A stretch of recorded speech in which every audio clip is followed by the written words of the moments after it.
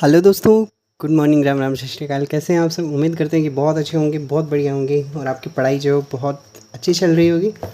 चलिए, तो अपने पास में जो है आज से वापस से हम 9th का जो चैप्टर है फर्स्ट नंबर, उसमें हमने पिछले 4 लेक्चर्स तक हमने ये सीखा था सबसे पहले कि भाई नंबर्स को कैसे रिप्रेजेंट करते हैं, क्या नेचुरल नंबर क्या होते हैं, बाकी सारे नंबर सिस्टम के बारे में पढ़ा था। अब अपने पास में कुछ ऐसे नंबर आ जाएंगे जिनके अंदर मान लो ऐसे रिप्रेजेंट करना है ना, मान लो इस नंबर को जो है अपने को रिप्रेजेंट करना है ना, तो ये नंबर बहुत ही ईजी होता है रिप्रेजेंट करने में। देखो यहाँ पे क्या करना है, आपको कुछ नहीं करना है, यहाँ पे 0 से स्टार्ट करना है। ये 0 1 2 3 और ये हो गया अपने पास में कितना 4। आगे भी हम ऐसे 5 ऐसे करते करते 6 या फिर अपने को 3 प्लस। अब देखो आपको ये देखना है कि 3 प्लस है या फिर 3 माइनस है ना। यहाँ पे जो भी नंबर आ सकता है, ये एक एग्जांपल के लिए 3 प्लस √2 है ना। आपको √2 को हमने पहले रिप्रेजेंट करना सीखा है, ठीक है।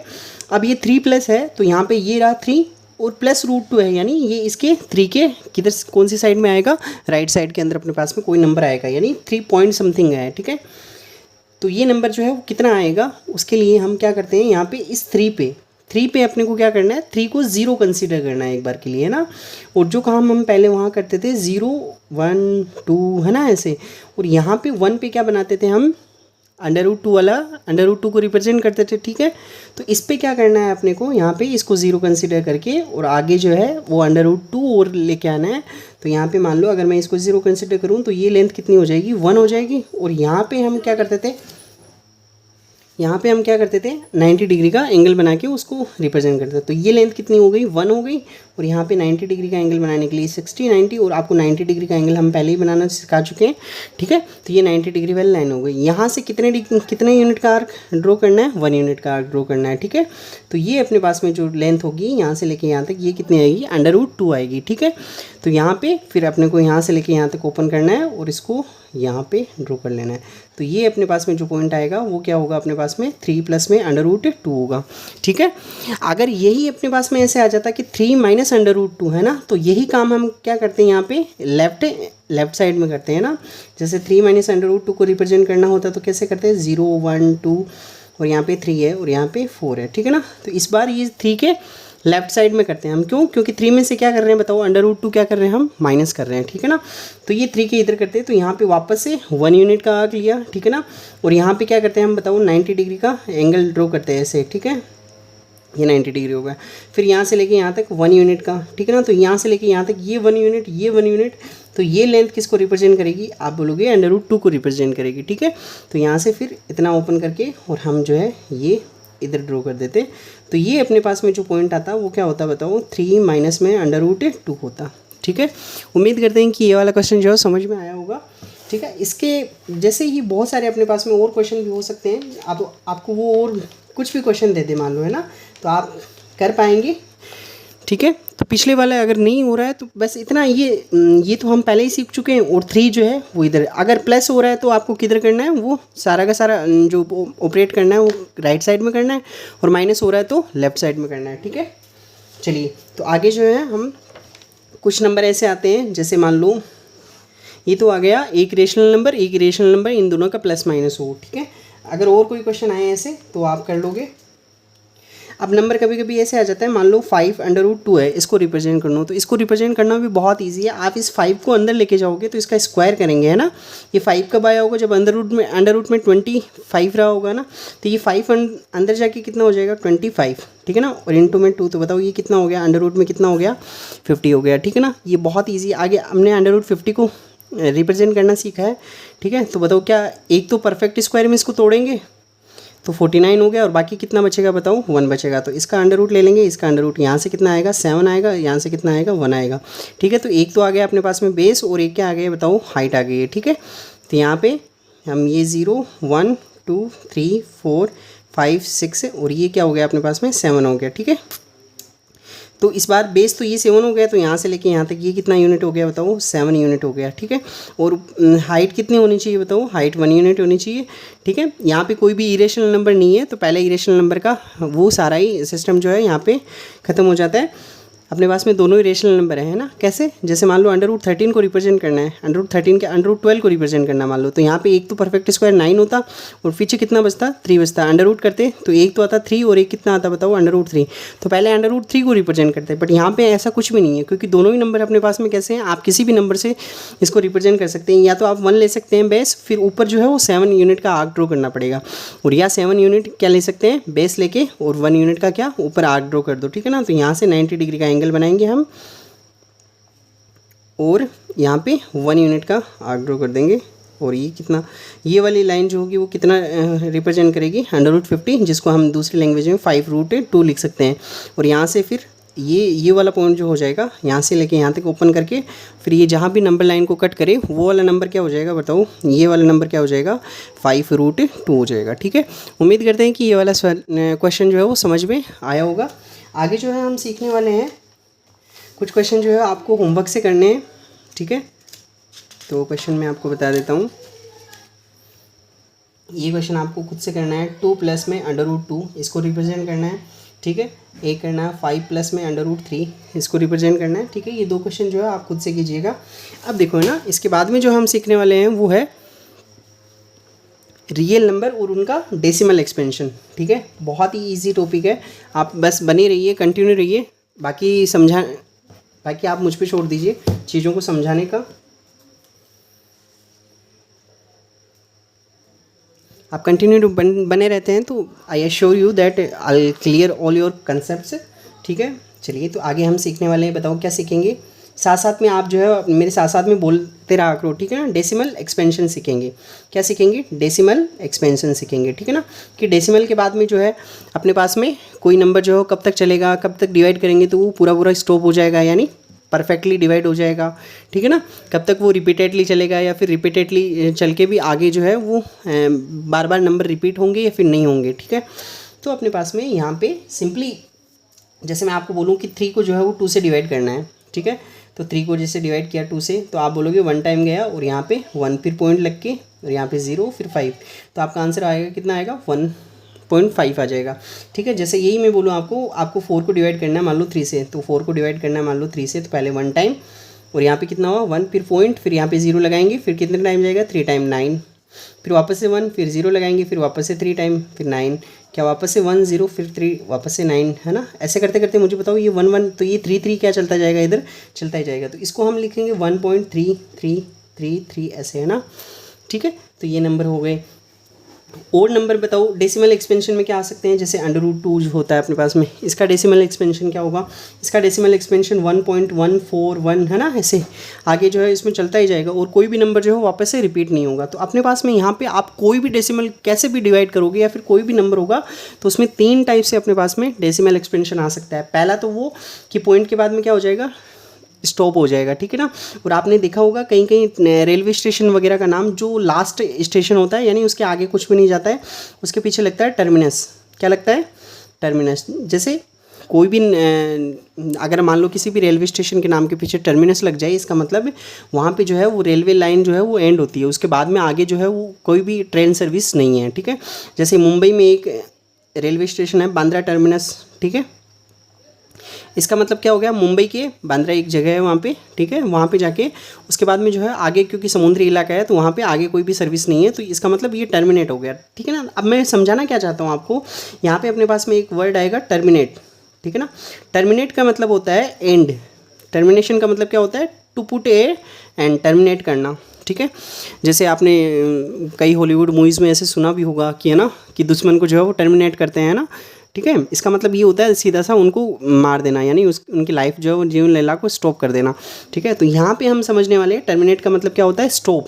ठीक है, अब यहाँ पे आप समझ ही गए होंगे कि मैं आपको टर्मिनेटिंग से क्या समझाना चाह रहा हूँ, यानी जहाँ पे अपना डिवीज़न जो है वो एक एंड हो जाए तो उसको क्या बोलेंगे बताओ, टर्मिनेट होंगे। ठीक है ना, बताओ ये कैसा है, ये टर्मिनेट नहीं हो रहा है तो इसको बोलते हैं नॉन टर्मिनेटिंग। ठीक है ना, ये भी टर्मिनेट नहीं हो रहा तो इसको भी बोलते हैं नॉन टर्मिनेटिंग। बस इसमें और इसमें क्या डिफरेंस आया, इसमें डिफरेंस ये है कि ये क्या हो रहा है बताओ, रिपीट हो रहा है। ठीक है ना, तो इसको बोलते हैं नॉन टर्मिनेटिंग एंड रिपीटिंग। ठीक है, इसको क्या बोलेंगे, non terminating and non repeating. ठीक है, नॉन रिपीटिंग।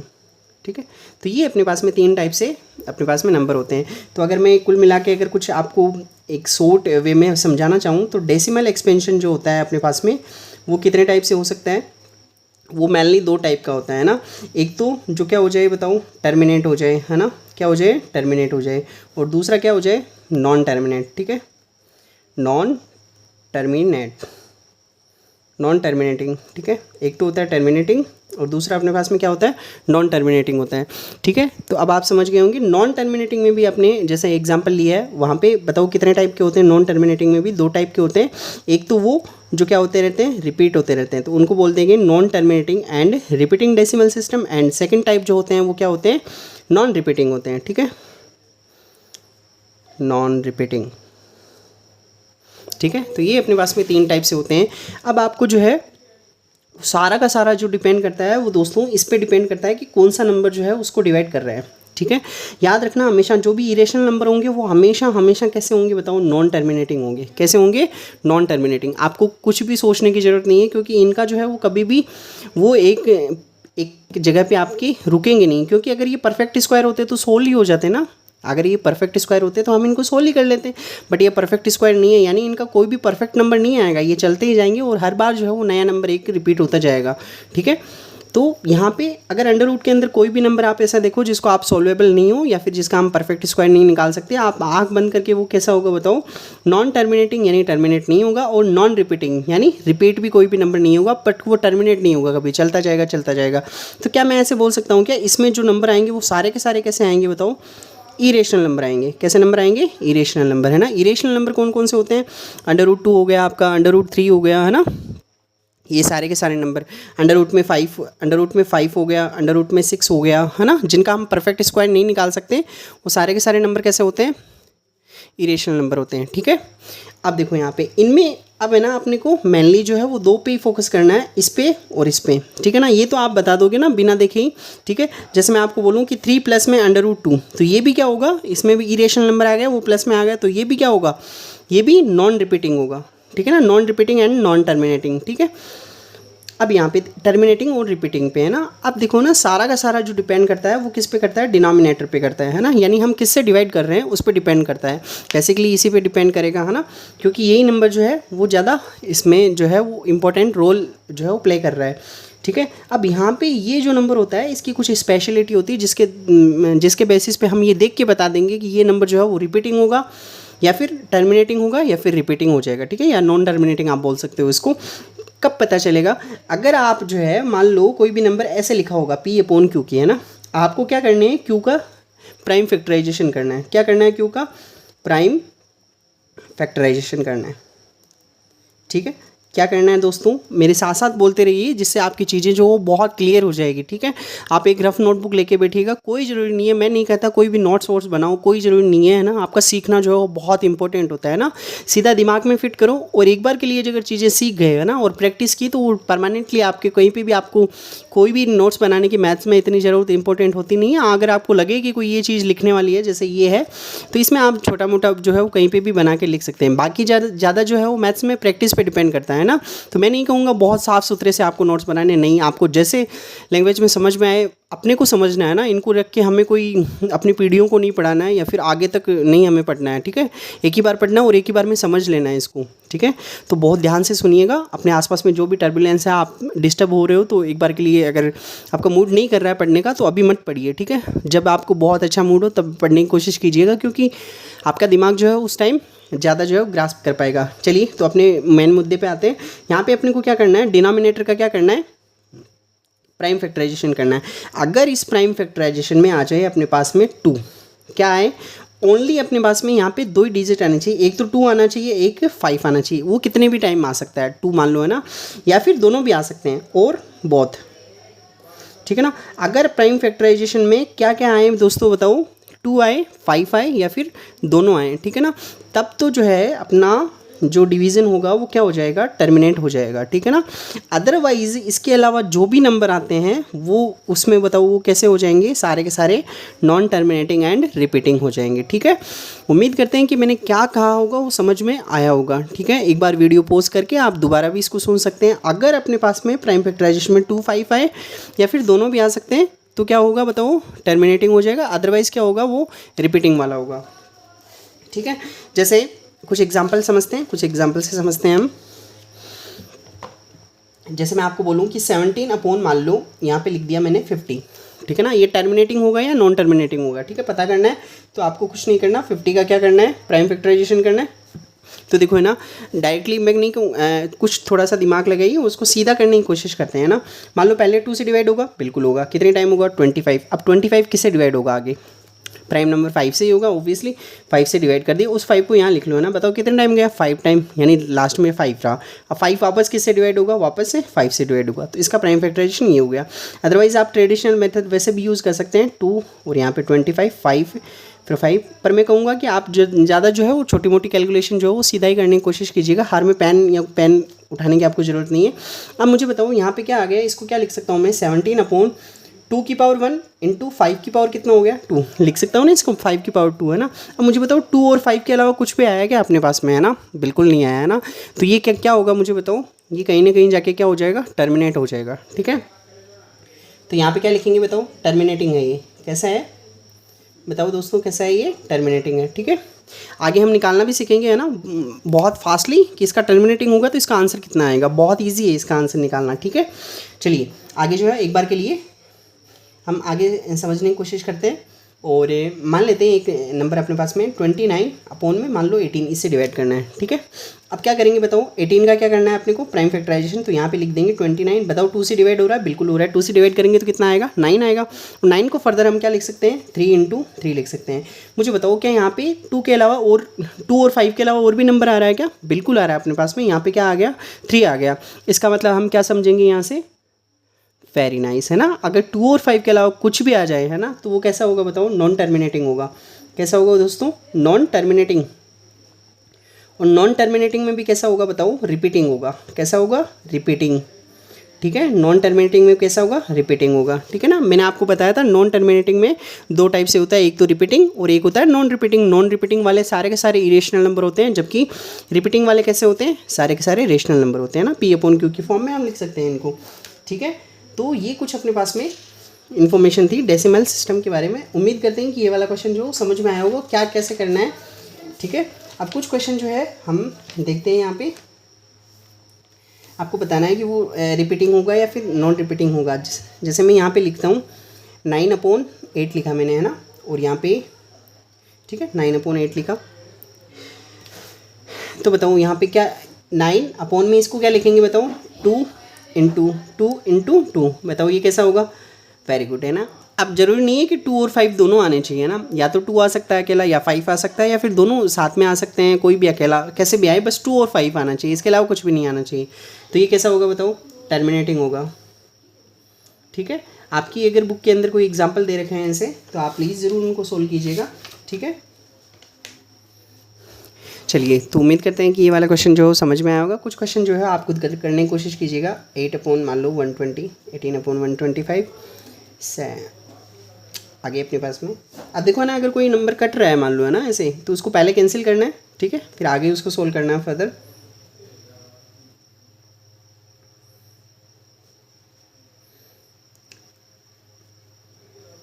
ये 3-4 क्वेश्चन जो है वो आपको खुद से कर लीजिएगा, जिससे आपके सारे डाउट जो है वो बाकी के क्लियर हो जाएंगे, ठीक है। तो ये क्वेश्चन खुद से करने की कोशिश कीजिएगा। उम्मीद करते हैं कि ये क्वेश्चन जो है समझ में आ गया होगा। 1-2 क्वेश्चन और लिख लीजिए,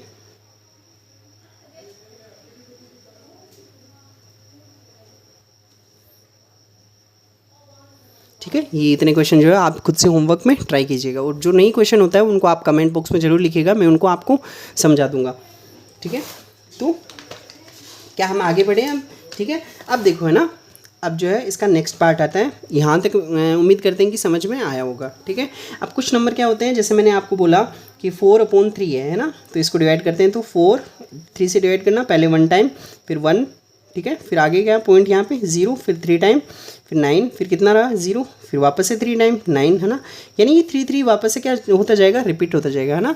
अब हम मुझे बताओ, ये 3 वापस से ऐसे बहुत टाइम रिपीट हो तो क्या आपको ऐसे बोरिंग नहीं लगेगा यार, इस 3 को कितनी टाइम लिखना पड़ रहा है ना, क्योंकि यहाँ तो पेन उठाने में भी जोर आता है, तो इस 3 को लिखने में बहुत जोर आ जाएगा, ठीक है ना। तो मैथमेटिशियन ने जो है इसका एक नया तरीका निकाला और उसको लिख दिया हमने 1.33। ये रिपीट हो रहा है ना, तो जो रिपीट हो रहा है ना उस पर एक लाइन ऐसे ड्रॉ कर देते हैं, और इसको बोलते हैं, इस लाइन को बोलते हैं बार, क्या बोलते हैं, बार, है ना। वैसे बार का मतलब जो होता है लाइक इंग्लिश में जो है बिहाइंड द बार एक फ्रेज़ होती है ना, बिहाइंड दी बार्स, ठीक है ना। बार का मतलब एक सरिया होता है, ठीक है, मेनली बिहाइंड द बार यानी सलाखों के पीछे, ठीक है ना। तो बार का मतलब आप सीधा समझ सकते हैं एक लाइन होती है, ठीक है, मैथ्स में अपने, ठीक है। तो ये नंबर यहाँ पे ऐसे लगा दिया, मान लो, है ना, जो नंबर रिपीट हो रहा है उस पर हम क्या लगा देते हैं, बार लगा देते हैं। जैसे मैं सिंपली आपको, बहुत सिंपल सा है ना, 579 579 579, मान लो ये वापस से रिपीट होता जा रहा है, तो हम इसको बार बार नहीं लिख के ऐसे लिख देंगे बस, है ना, 579 और इस पर क्या लगा देंगे, बार। और इसका मतलब भी हमें समझना है ना, इसका मतलब ये 579 ये क्या हो रहा है, बार बार क्या हो रहा है, अपने पास में रिपीट हो रहा है, ठीक है।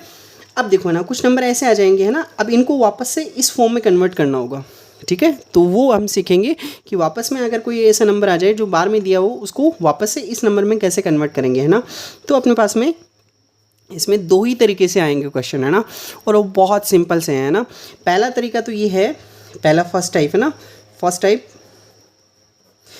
में कुछ नहीं करना, मान लो आपको 0.35 ऐसे दे देना और पॉइंट के बाद में से ही शुरू हो जाए बार, है ना। जैसे यहाँ पे ये पॉइंट है, इसके बाद में से ही शुरू हो गया ये बार, ठीक है। तो क्या करना है आपको, सीधा सा जो भी नंबर है वो लिख दो आप 35 और जितने पे बार लगा उतने पे क्या लगा दो आप, उतने 99 लगा दो, ठीक है। आप समझ गए होंगे कि मैं क्या कहना चाहता हूँ। जैसे यहाँ पे मैंने 0.576 और इस पे बार लगाया, ठीक है। तो यहाँ पे हम क्या लिखेंगे, इसको 576 अपॉन में क्या लिख देंगे, 999, ठीक है ना। अभी ये अगर 3 से कैंसिल हो रहा है, बिल्कुल हो रहा है, ये 3 से कैंसिल हो गया, ठीक है ना, और ये भी 3 से कैंसिल हो जाएगा, अगेन 3 से कैंसिल हो रहा है ना 64 टाइम, ठीक है। और वापस से ये 3 से कैंसिल होके 111, तो ये अपने पास में जो है आंसर आ जाएगा, ठीक है ना। कितना आया इसका आंसर, 64/111, यानी 64 को अगर मैं 111 से डिवाइड करूँगा तो अपने पास में ये 0.576 ऐसा आता जाएगा, ठीक है। उम्मीद करते हैं कि समझ में आया होगा। क्या करना है, सिंपली नंबर को वैसे के वैसे लिखो। ये याद रखना कि पॉइंट के जस्ट बाद में से शुरू हो रहा है बार, है ना, यहाँ पे पॉइंट के जस्ट बाद में से शुरू हो रहा है बार, ठीक है।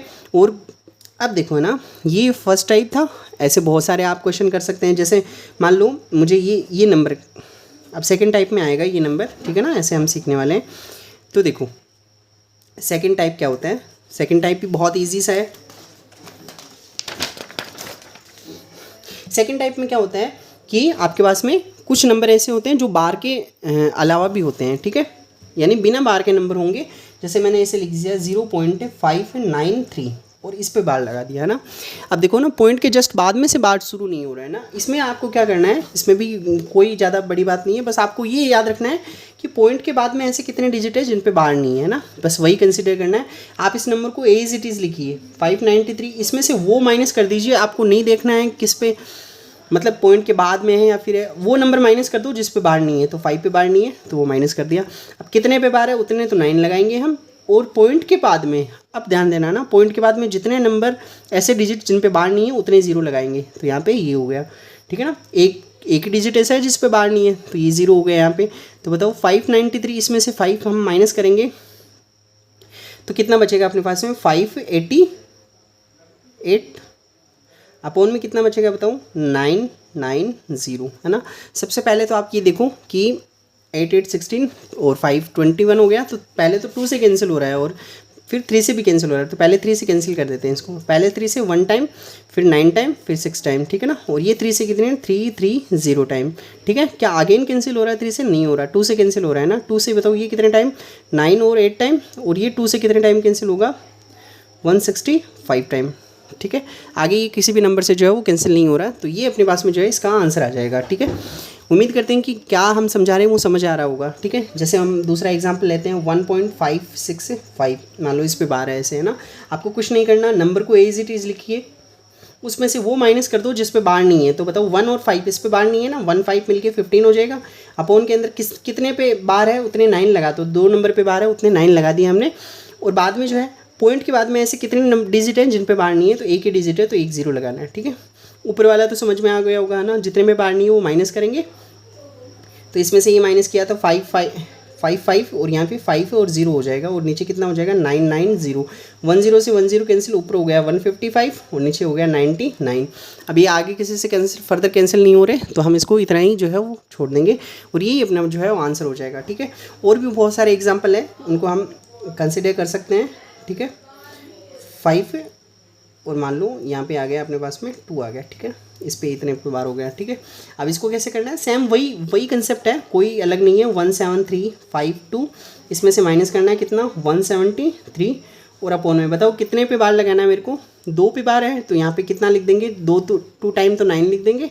और पॉइंट के बाद में देखना है ना, पीछे नहीं देखना है कि पीछे तो जैसे इस पे ऐसे 3 है ना, बट आपको पॉइंट के बाद में ऐसे इतने डिजिट देखने हैं जिन पे बार नहीं है, तो 2 ही डिजिट है, तो आपको यहाँ पे सिंपली 20 पुट कर देना है। 12 में से 3 गया तो बताओ कितना बचा 9, फिर यहाँ पे हो गया 8, 15 में से यहाँ पे हो गया 7, फिर यहाँ पे हो गया 2, 3 में से 2 गया तो यहाँ पे बचा 1, फिर 17 और ये अपना पास में जो है आंसर हो जाएगा, ठीक है। उम्मीद करते हैं कि ये क्वेश्चन जो है समझ में आया होगा और अपॉन में 9900 हो जाएगा, ठीक है। अब अगर ये किसी से और से कैंसिल हो रहा है 10 और 24 25 कैंसिल नहीं हो रहा है आगे, तो सिंपली इसको इतना ही पड़ा रहने देंगे, ठीक है।